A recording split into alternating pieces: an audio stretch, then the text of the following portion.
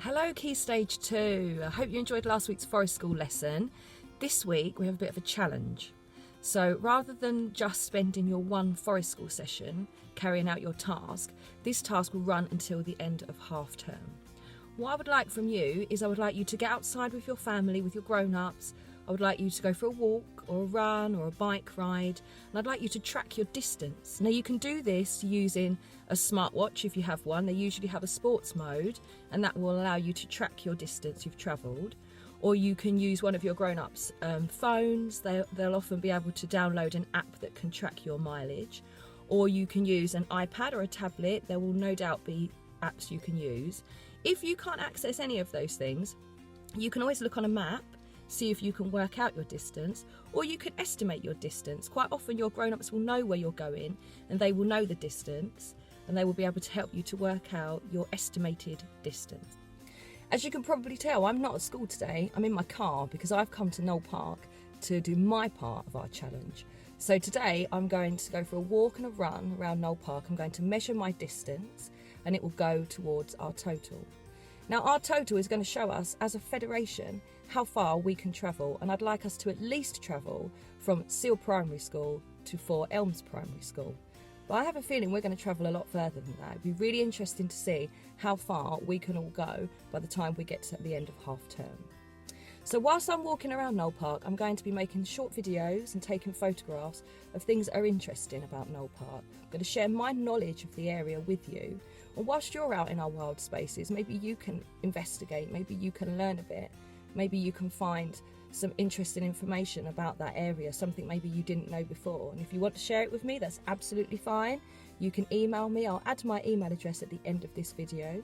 If you have any nice photos you would like to send me, if you want to show me just how wonderful the area is that you've visited, then please do email me, because it might mean that I will be visiting that area another day. When you have completed your task, so by the end of half term, if you can ask your grown-up to email me your total distance, it doesn't matter if it's in miles or kilometres, I can convert it, it's not a problem.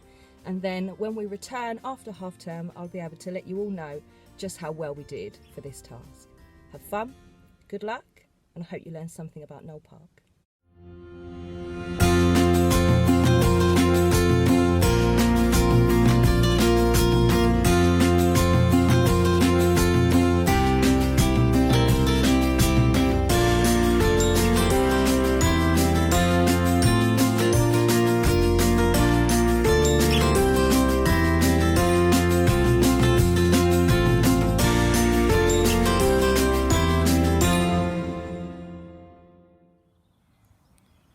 There are hundreds of these anthills across Knoll Park, and they're made by the yellow meadow ant, and each hill contains between 8,000 and 14,000 ants, and this species of ant have been living here at Knoll for centuries.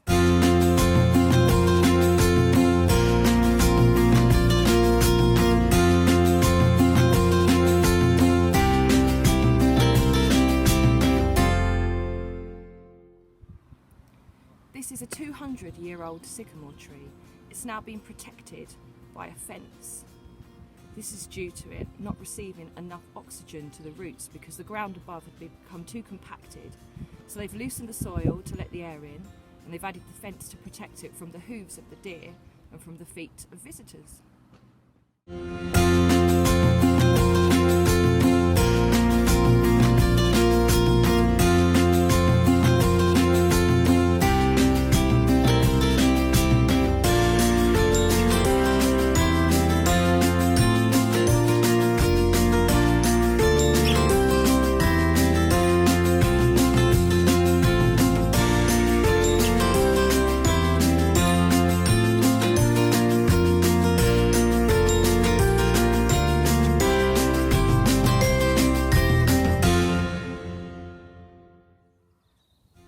Look at that tree. Looks like something from a Harry Potter film. And it's growing in a leaning fashion, which means it's either been affected by the weather, by the wind, or it's tried to recover after a storm.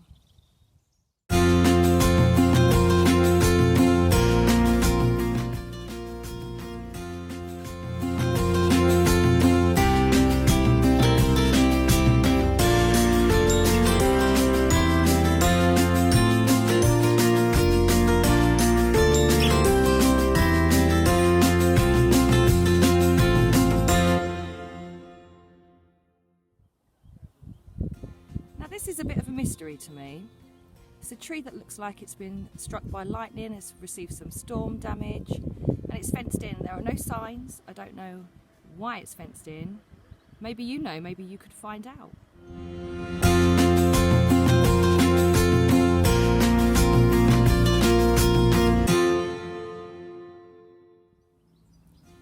You'll find much of this at Knoll Park. Fallen trees, rotting wood, fallen branches. Perfect habitat for insect life. Really good for feeding the ground.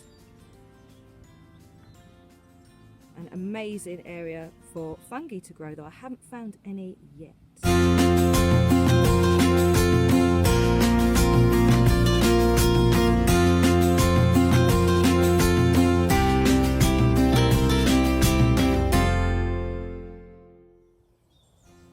In the 1980s, a huge hurricane affected the area, and you will still find the devastation of that storm at Knoll Park. With many trees still trying to stand, many will have also grown back, but some you will find just laying on the ground.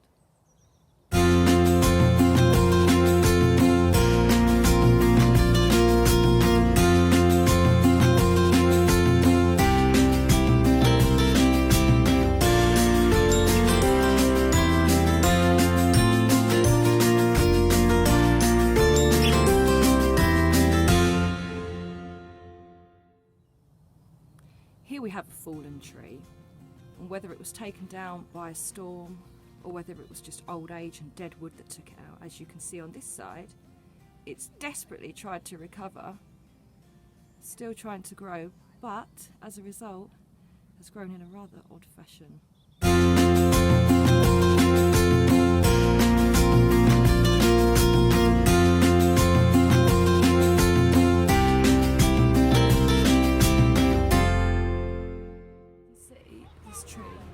Covered in lichen. Some of Knoll's fungi is history making.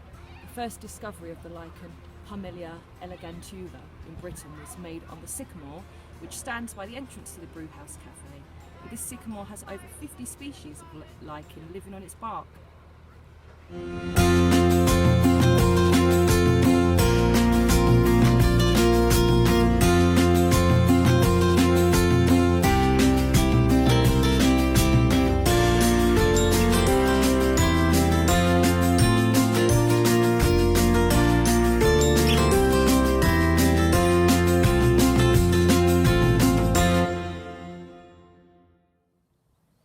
And it wouldn't be a visit to Knoll without its deer population, who you will no doubt come across roaming freely across the whole site.